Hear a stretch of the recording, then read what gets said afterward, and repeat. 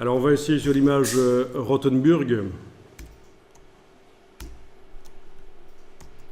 Voilà, je zoome dessus pour vérifier que ce n'est pas déjà une image qui a été traitée. Et voilà, en effet, elle n'est pas traitée, ça se voit que c'est flou, vous remarquez.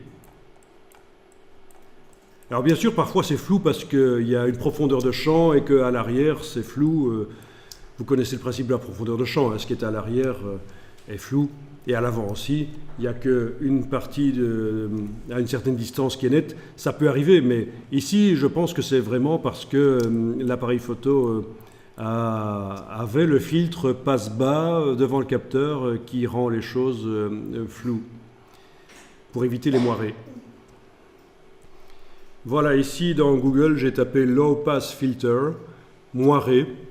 En anglais, ça se dit comme ça aussi. C'est un mot français qu'ils utilisent en anglais. Et vous voyez ce qui se passe quand on photographie,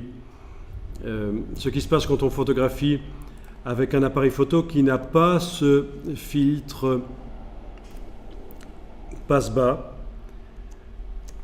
Quand on photographie quelque chose qui a des réseaux réguliers de lignes parallèles, il y a des moirés qui apparaissent. C'est ces choses-là qui n'étaient pas sur la chemise à l'origine, bien sûr. Ça se passe dans l'image numérique.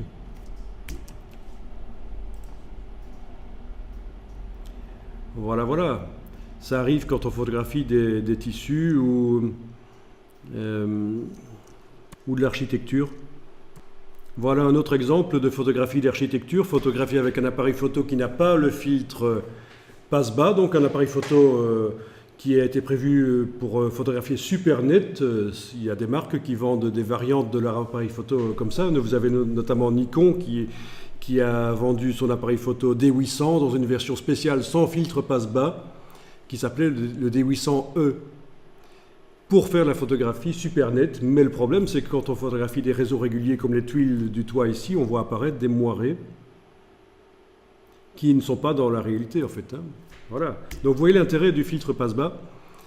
Et puis ça justifie le fait que dans Photoshop, il faut remettre un peu de boost sur la netteté parfois. Ok.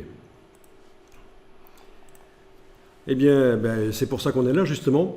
Donc on va dupliquer le calque d'arrière-plan. Alors attention, petite différence ici. Avant de mettre l'accentuation, pas l'accentuation, avant de mettre le filtre passe haut, je vais convertir cette copie en objet dynamique. Comme ça, le filtre apparaîtra dans la palette des calques et je pourrai le modifier par la suite. Donc convertir en objet dynamique.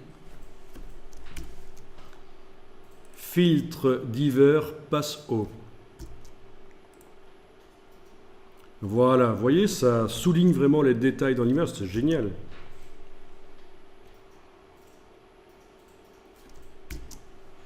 C'est pas de l'intelligence artificielle, là, hein, c'est des choses qui existent depuis bien avant les ordinateurs. Hein.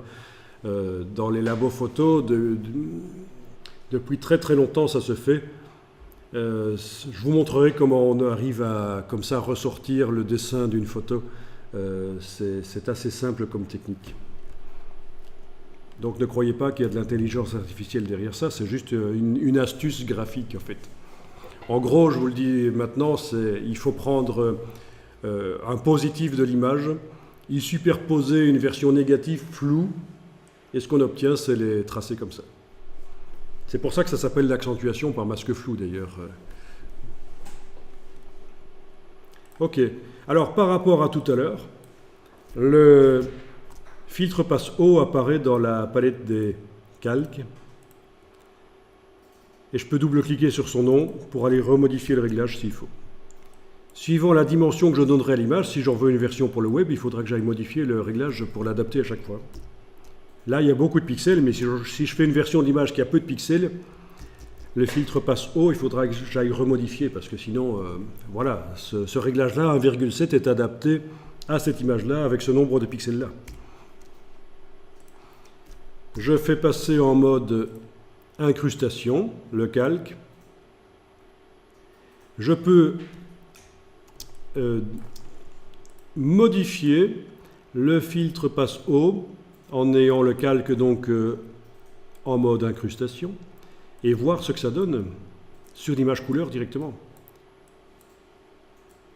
Génial ça. On fait ressortir le détail vraiment. Donc voilà le secret des photographes pour avoir des photos super nettes. Soit ils ont un appareil photo qui n'a pas de filtre passe bas, soit ils appliquent le filtre passe haut de cette manière-là dans Photoshop ou dans d'autres logiciels similaires.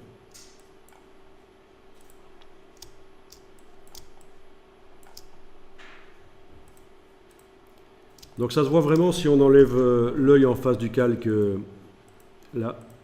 On voit original avec amélioration du détail.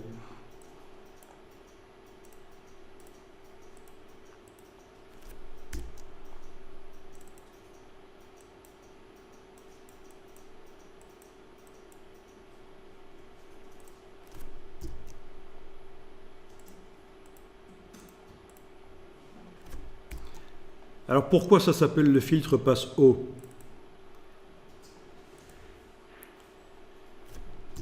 Je vais le remettre temporairement en mode normal, ce calque, pour revoir le dessin. Voilà. Et parce qu'en fait, on considère que dans une image, quand le détail très fin, ce sont les hautes fréquences. On appelle ça les hautes fréquences. Et quand on a des aplats de couleurs, ce sont les basses fréquences. Il y a peu de détails. D'accord? Beaucoup de détails. Les endroits où il y a beaucoup de détails dans l'image, haute fréquence. Les endroits où il n'y a pas beaucoup de détails, ce sont des aplats couleurs, comme dans le ciel, basse fréquence. Et quand on dit que c'est un filtre passe haut, ça veut dire que c'est un filtre qui ne montre que le détail dans l'image, en fait. Hein. C'est ça qu'on voit, c'est le détail de l'image, les hautes fréquences. Il laisse passer les hautes fréquences. Et je vous ai parlé tout à l'heure du filtre devant le capteur de l'appareil photo, le filtre qui rend flou, qui s'appelle le filtre passe bas, parce que justement, il coupe les hautes fréquences, il rend flou, il empêche les détails d'arriver sur le capteur. Vous comprenez un peu le principe? Passe bas, il laisse passer tout ce qui n'est pas, petit détail, il rend flou. Voilà. Ok. Je vais enregistrer cette version-là, voilà.